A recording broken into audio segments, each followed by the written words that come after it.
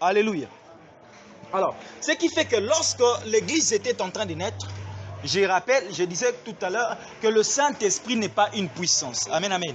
Christ a dit ceci. Vous recevrez une puissance, le Saint-Esprit survenant sur vous. D'autres versions disent, vous recevrez une puissance lorsque le Saint-Esprit viendra sur vous. Alléluia.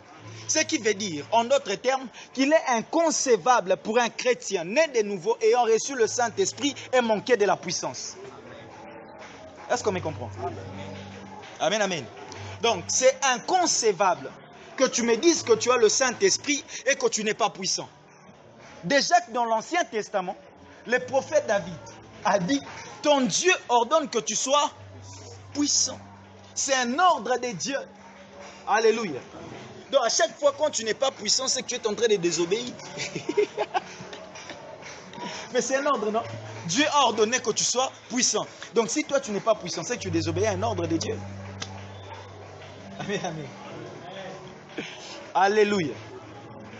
Et la puissance de Dieu, nous les recevons par le Saint-Esprit. Nous les recevons par qui? Par le Saint-Esprit. Frères et sœurs, la puissance n'est pas question, il y a Singana Loket. Non. La puissance qui vient de Dieu n'est pas question de porter des bagues et des grosses chaînettes. Non. Notre puissance en nous, nous les recevons du Saint-Esprit. Lui seul est la source de notre puissance. Amen, amen. Ce qui provoque le réveil, c'est que lorsque les gens auront les regards tournés à nouveau vers Jésus. Amen, amen. Amen, amen. Le problème, c'est que nous sommes en train de somnoler. Pourquoi? Nous sommes en train de dormir. Pourquoi? Parce qu'à un moment donné, nos yeux ne sont plus fixés sur Jésus. C'est à ce moment-là que le sommeil arrive. Lorsque nous commençons à nous inquiéter des choses matérielles, lorsque nous commençons à prêcher l'évangile pour gagner de l'argent, lorsque nous commençons à venir chez Dieu pour chercher voyage, travail et mariage, à ce moment-là, nous entrons dans le sommeil spirituel. Est-ce que quelqu'un me comprend? Alléluia. Ah, une fois je prêchais que dans une assemblée d'hommes de Dieu, je leur ai dit, quand on est serviteur de Dieu, ce n'est pas pour se faire de l'argent. Si tu veux gagner de l'argent, va faire les affaires. Va faire les commerces. Va, frappe les portes et dépose ton CV, fais une demande d'emploi. Alors là, tu te feras de l'argent. Mais si tu acceptes de prêcher la parole, c'est que dis-toi, ce n'est pas pour te faire de l'argent. Alléluia. Oh, est-ce que quelqu'un me comprend? Amen, amen. Ah oui. Dieu lui-même sait comment il paye ses serviteurs.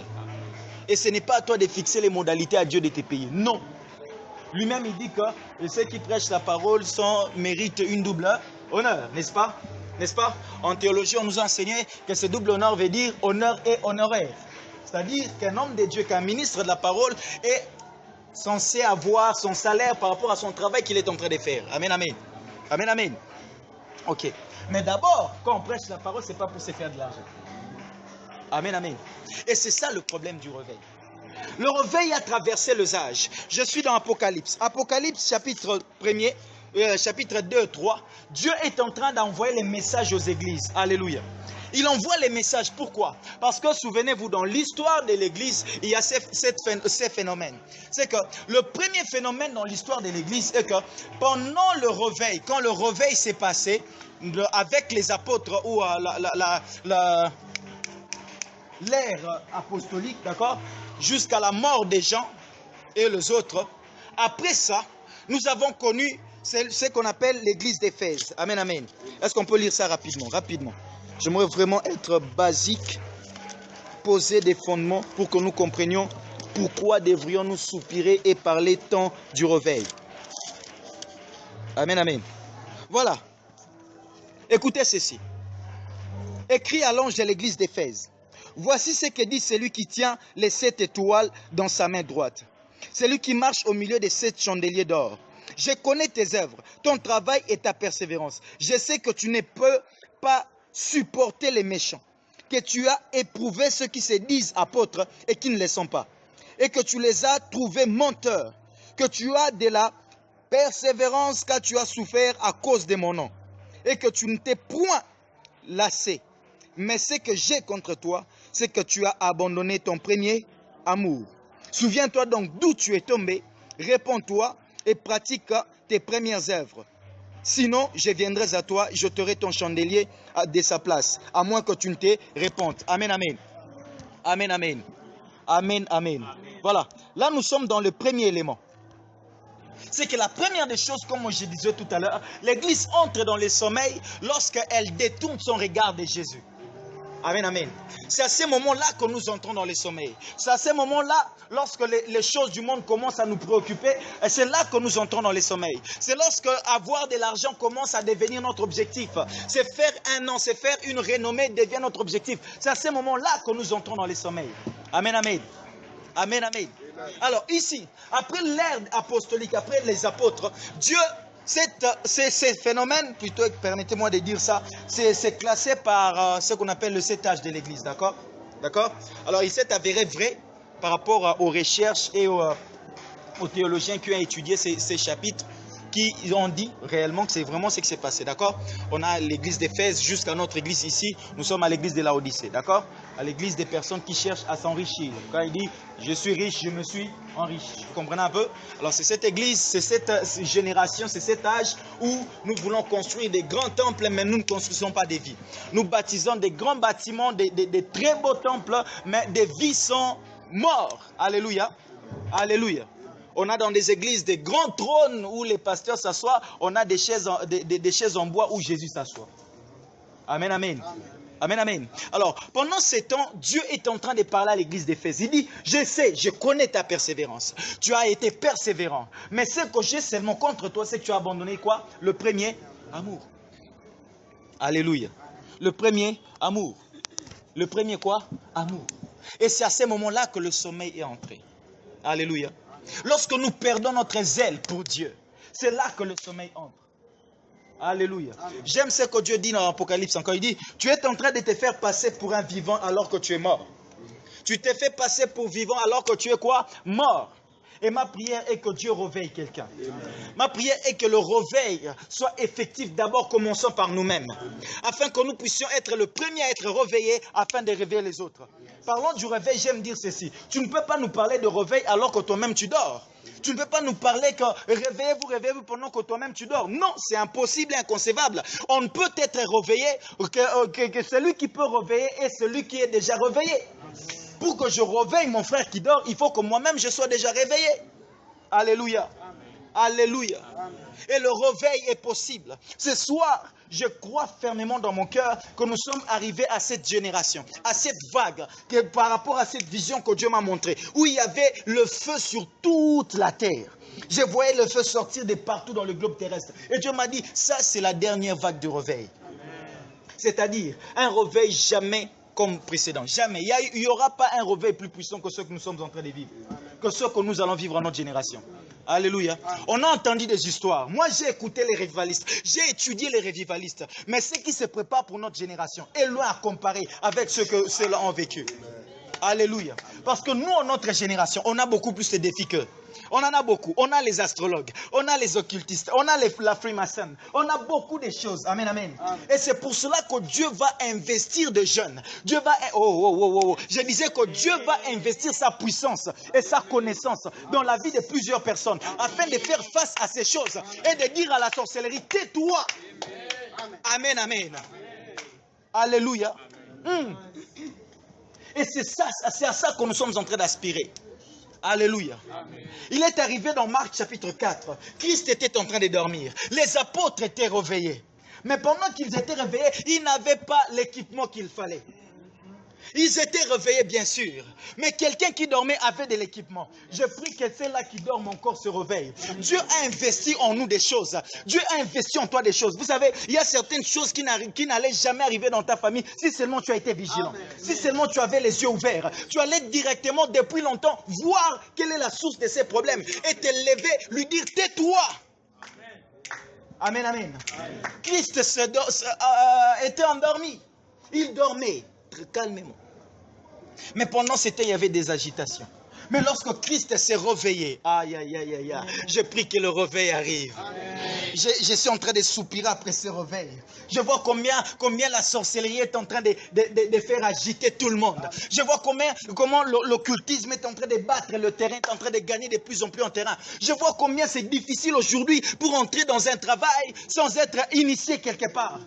Mais je crois que Dieu suscite une génération, des personnes qui sont remplies de l'esprit. On n'aura pas besoin d'être dans une loge, parce que notre loge est la loge la plus excellente. Je disais à quelqu'un, je n'aurai pas besoin d'une initiation, parce que je suis initié au sang de Jésus-Christ. J'ai reçu la plus grande et la plus puissante de toutes les initiations. Leurs initiations à eux consistent à sacrifier les oncles, les tantes, les parents. Mais mon initiation à moi, c'est un Dieu qui s'est sacrifié. Ce qui fait que Ce qui fait que je sois plus puissant que le plus grand de tous les occultistes. Parce que moi, pour moi, ce n'est pas le sang d'un homme qui a été versé, mais c'est le sang d'un Dieu. Amen. Alléluia. J'aime cette promesse d'Ésaïe chapitre 2. La Bible déclare ceci. Il arrivera dans la suite des temps. La montagne de la maison de l'Éternel sera placée au-dessus de toutes les montagnes. J'aime cette promesse de Dieu. Et je suis en train de croire que ce temps est arrivé aujourd'hui. Ce temps est arrivé aujourd'hui. Là, on dit que la montagne de la maison de l'Éternel sera au-dessus de toutes les montagnes. Alléluia. La bonne nouvelle est qu'en ce temps où nous sommes, Dieu a fait de moi sa maison. Dieu a fait de moi son habitation. Ce qui veut dire en d'autres termes, nous sommes arrivés au moment où la plus grande dimension de la franc-maçonnerie est notre dimension initiale. Amen. Non, quelqu'un ne m'a pas compris. Quelqu'un ne m'a pas compris. Je disais ceci. Le sommet pour les francs-maçons, c'est pour moi le point de départ. C'est-à-dire, le grand maître franc-maçon est égal à un bébé spirituel qui vient de naître. Non.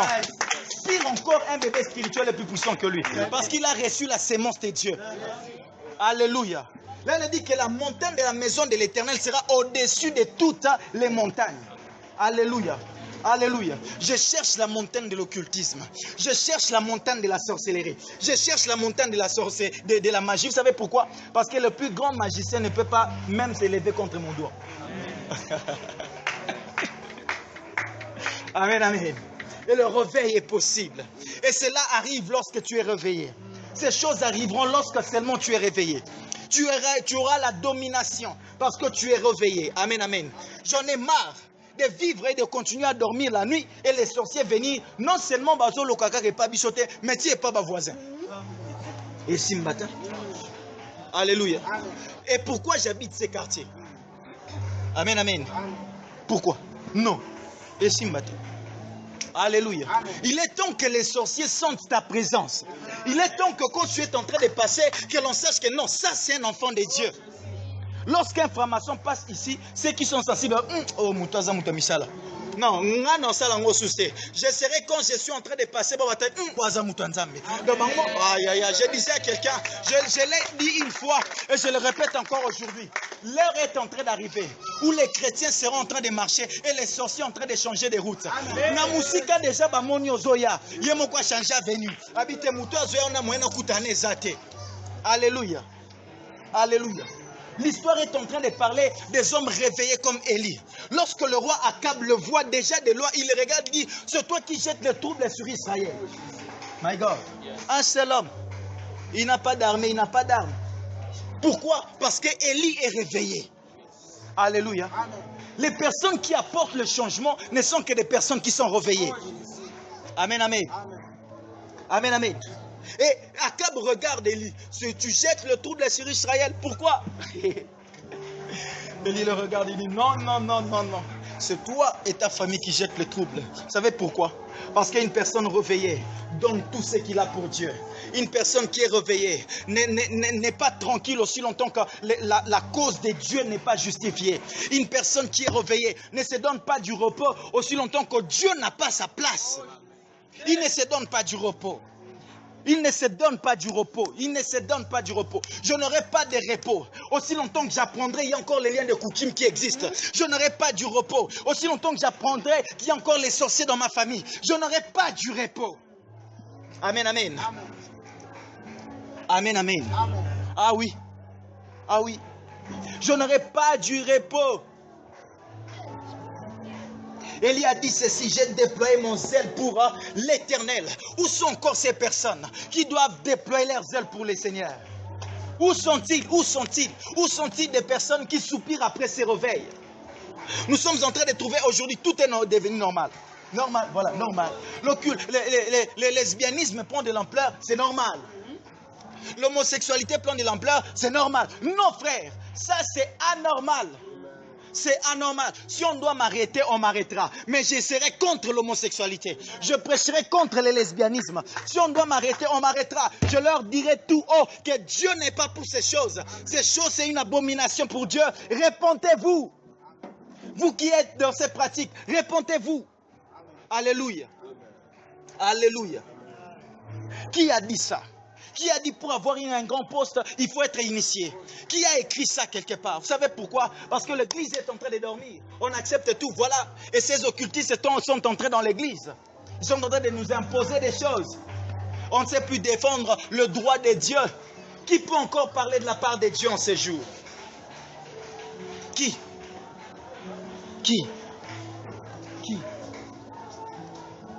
Et l'église était là. Pendant qu'il y avait quelqu'un, au nom de l'apôtre Pierre, qui était en train de prêcher, on l'a interdit de ne pas prêcher au nom de Jésus. Il s'élève, il prêche encore. On lui dit, on te tuera. Il s'élève, il prêche encore. Où sont encore ces personnes? À la maison, on te dit, ne va pas à la prière. Même si je ne vais pas à la prière, dans ma chambre deviendra mon culte, mon lieu d'adoration. Ma chambre deviendra mon église. Ma chambre deviendra mon église. Où sont encore ces personnes-là? Qui même à l'université n'ont pas honte de Jésus. Où sont-ils encore? Qui même à l'école n'ont pas honte de parler de Jésus. Où sont-ils? Qui même au bureau parlent de Jésus. Où sont-ils? Alléluia. Et la Bible est en train de dire, pendant que Pierre était en train de prier en prison, l'église priait. L'église faisait quoi? Prier. Alléluia. Alléluia. Oh, dites Amen. Donne-moi un très bon Amen. Amen. Alléluia. Ah oui. Où sont-ils? Où sont-ils? Où sont-ils? Où sont des personnes qui n'ont plus honte de Jésus? Où sont-ils? Vous savez, ce que nous sommes en train de faire actuellement, c'est quoi? Nous pensons que le réveil se fera entre chrétiens. Non, frère. Le réveil ne se fait pas entre chrétiens. Toi, tu es réveillé, moi, je suis réveillé. Alors, pourquoi veux-tu encore parler de réveil entre nous? Et si m'batté, alléluia, il faut aller vers ceux qui sont dans le sommeil et leur réveiller.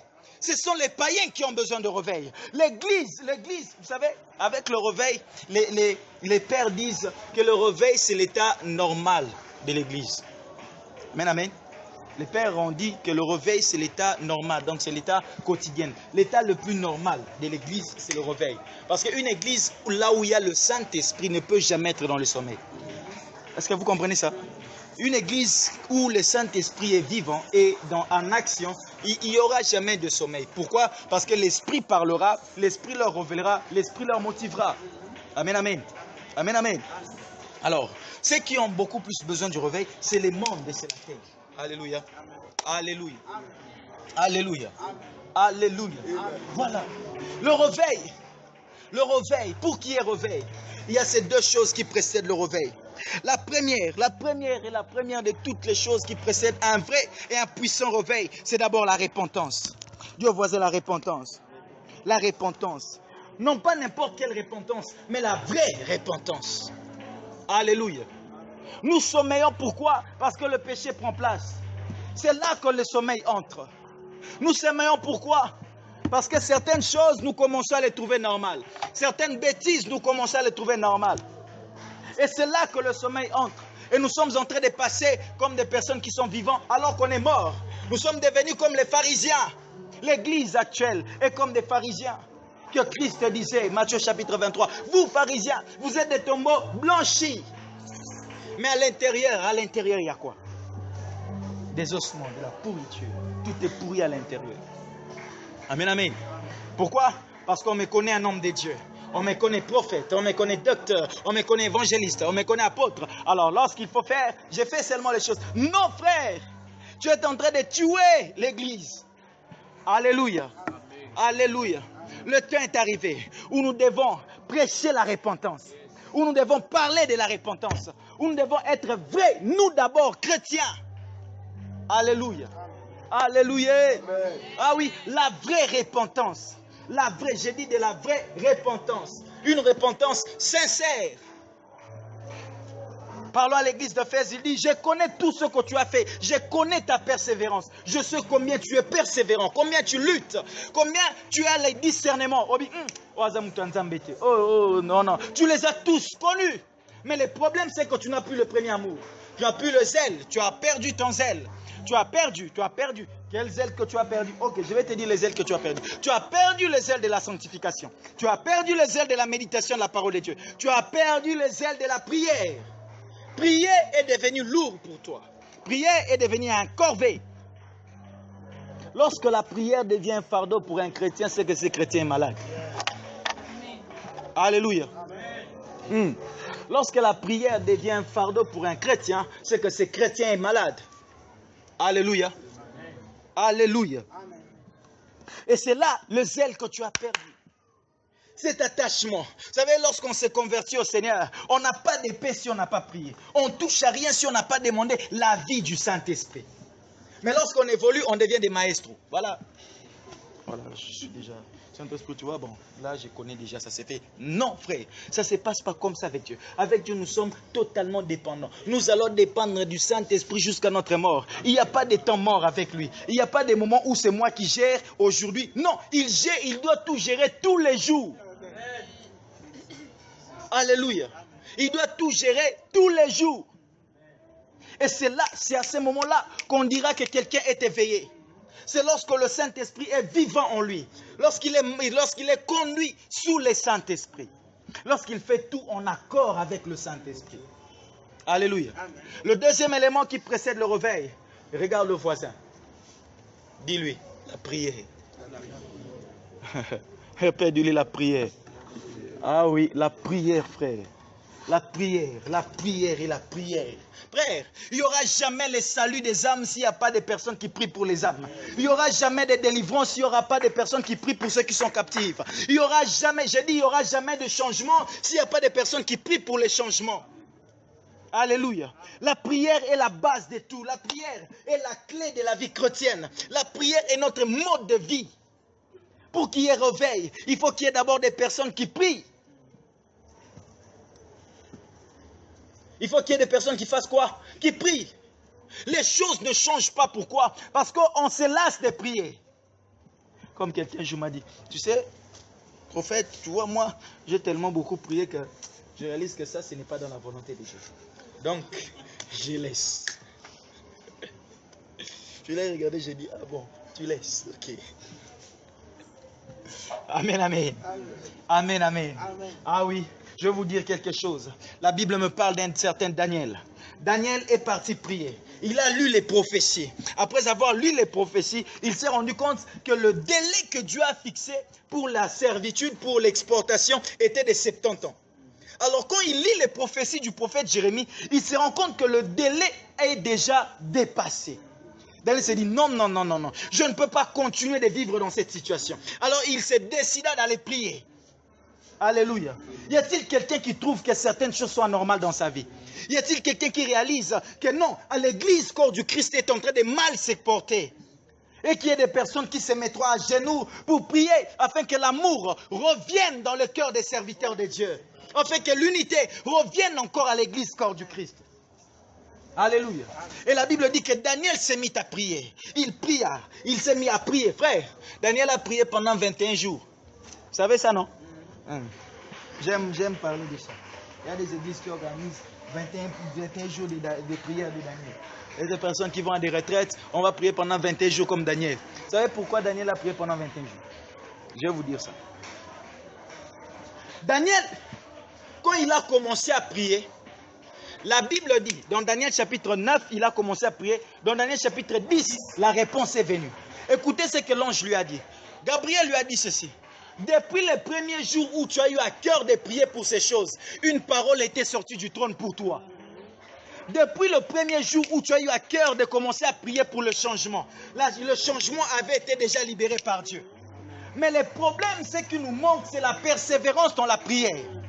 Alléluia. C'est la détermination dans la prière. C'est ce qui nous manque. Daniel est resté en train de prier pendant 21 jours. Non pas parce qu'il a décrété qu'il va prier pendant 21 jours, mais simplement parce qu'il n'avait pas encore vu la réponse à sa prière. Alléluia. Le temps est arrivé où nous allons prier jusqu'à ce que nous verrons la réponse. Le temps est arrivé où les chrétiens vont s'enfermer dans des chambres. Je serai à genoux, en train de prier, en train de prier. Si Dieu ne me donne pas un signe, je n'arrêterai pas de prier. Si Dieu, je disais, si Dieu ne me montre pas quelque chose, je n'arrêterai pas de prier. Daniel a totalisé 21 jours, frère. Non pas parce qu'il avait décrété ça avant qu'il ne commence la prière. Non. Il a commencé sa prière un seul jour, c'était pour un jour. Mais aussi longtemps que son cœur n'était pas satisfait, il est resté là devant Dieu. Alléluia.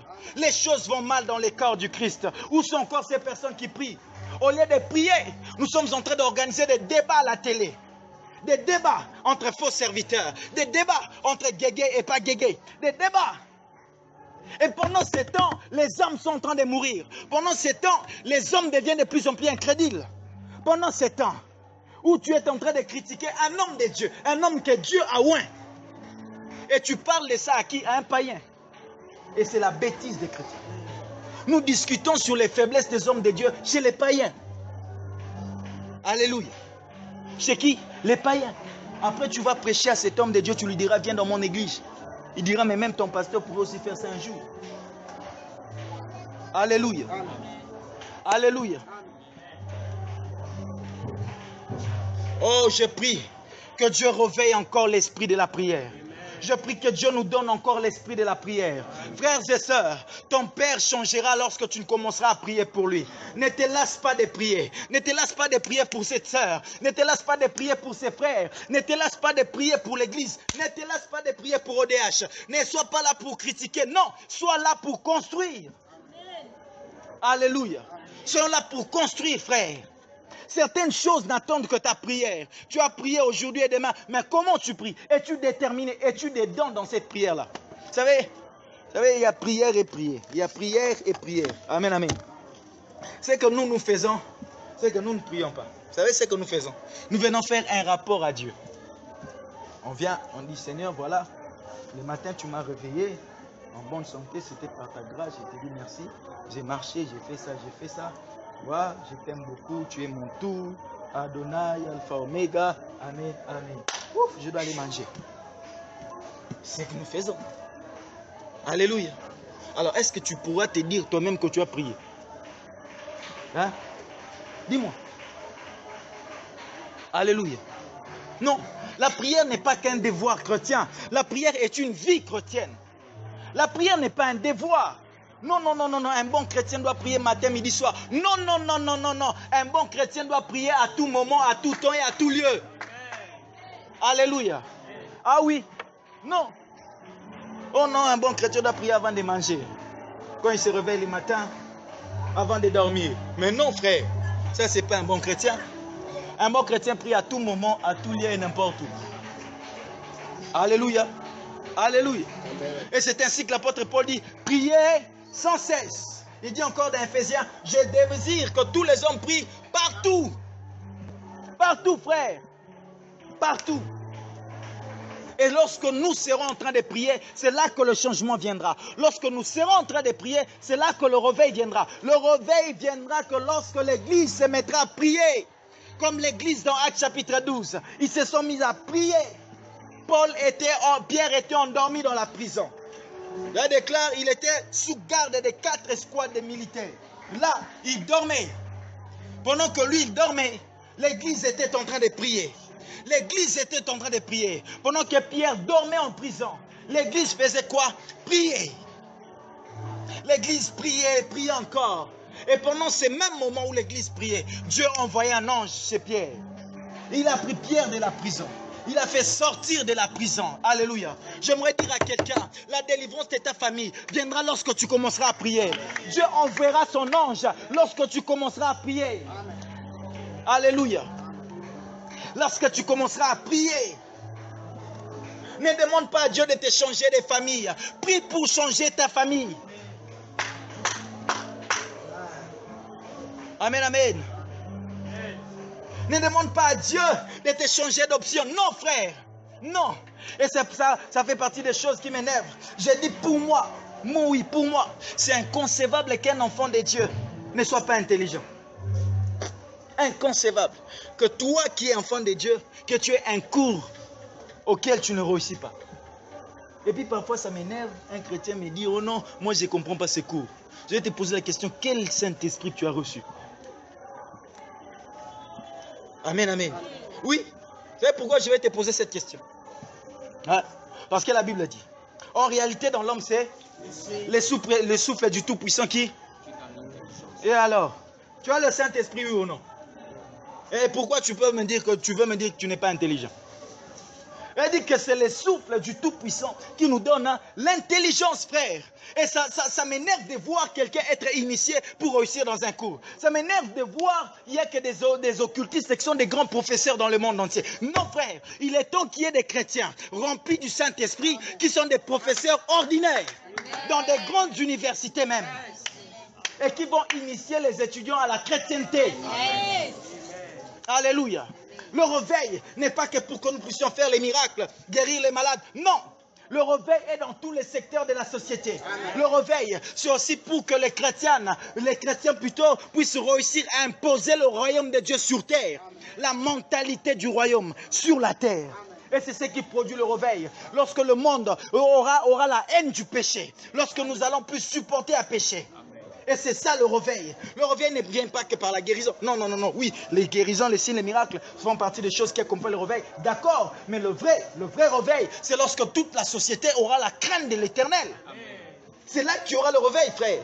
Lorsque nous serons tous dirigés par le Saint-Esprit, lorsque nous marcherons tous selon la parole de Dieu, c'est là qu'on dira que nous sommes un peuple réveillé. Amen, amen. Amen. Ah oui. L'erreur, c'est de croire que quand on ne prophétise pas, c'est qu'on n'est pas un messager du réveil. Non, on peut être un messager du réveil, en train de bouleverser des vies, de changer des vies, par notre manière de vivre seulement. Amen. On n'a pas besoin de passer sur la chair pour prêcher. Non, on a juste besoin d'être chrétien partout où nous sommes. Et c'est à ce moment-là que nous allons apporter le réveil. Alléluia. Alléluia. Qui a dit que la chair était le seul endroit pour démontrer la puissance de Dieu? Non, frère. Il y a quelqu'un qui a suivi la vidéo. Lui, il allait dans les rues. Il allait dans les rues, frère. Dans les rues. Il prêchait dans les rues. Il faisait des miracles extraordinaires dans les rues. Il priait pour les paralytiques. Dans les rues. Et il les fait jusqu'à ce jour. Il n'a pas d'église, cet homme-là. Il n'a pas d'église. Son église, c'est la rue. C'est la rue. Et nous, assoiffés de la chair, on pense que quand on est sur la chair, on est plus puissant que les autres. Non, là-bas, il y a des personnes plus puissantes que nous. Là, qui sont assises là, il y a des personnes plus puissantes que nous. Ah oui, j'aimerais le dire. C'est ainsi qu'un homme de Dieu a dit. Jean-Baptiste était en train de prêcher, mais au milieu de la foule, il y avait Jésus. Ah oui. Ne pense pas que la chair, c'est le sommeil. Parce que là, il y a un Jésus. Je suis peut-être Jean, en train de baptiser d'eau. Mais il y a un Jésus ici quelque part.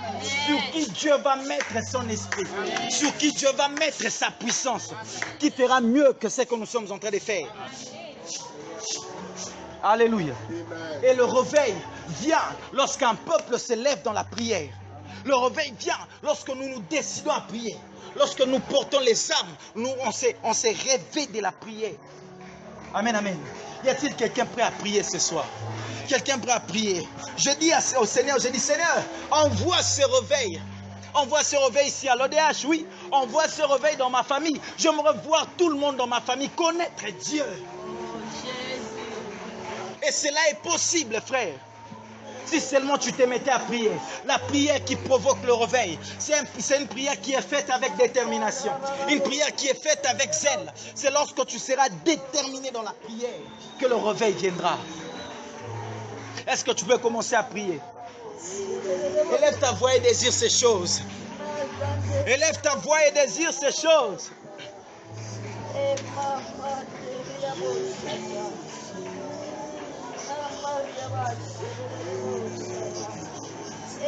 Hey. Joël chapitre 2. Dieu faisant grâce, je m'asserai sur ces chapitres la prochaine fois. Là, vraiment, c'est là que je serai. Je répondrai de mon esprit sur toute chair. Il n'a pas fait de catégorisation. Aïe, aïe, aïe, aïe, aïe, aïe, aïe, aïe, aïe, aïe, aïe, aïe, aïe, aïe, aïe. Ah, le réveil arrive. Mais il faut qu'il y ait sur la terre des hommes qui prient pour cela. Le réveil est disponible.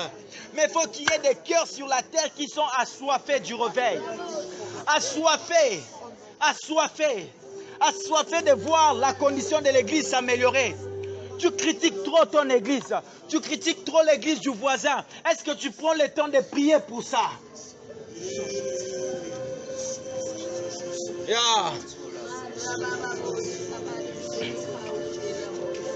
Est-ce que quelqu'un peut prier? Est-ce que quelqu'un peut prier?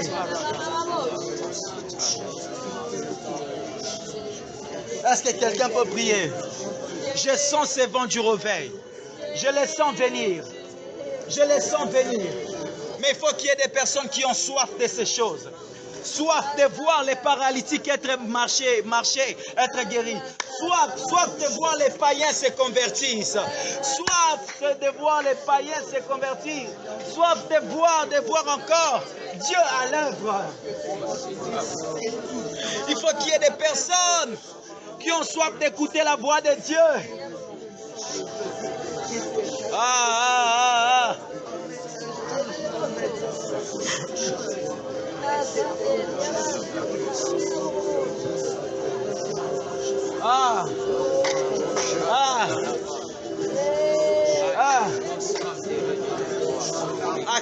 Active ta soif. Active la soif du changement. Active-le.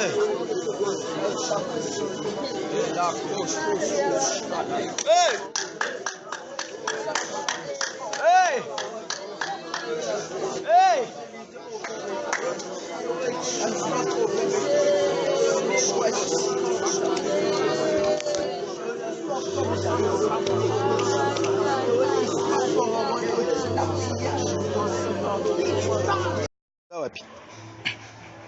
Alléluia. Alors, ce qui fait que lorsque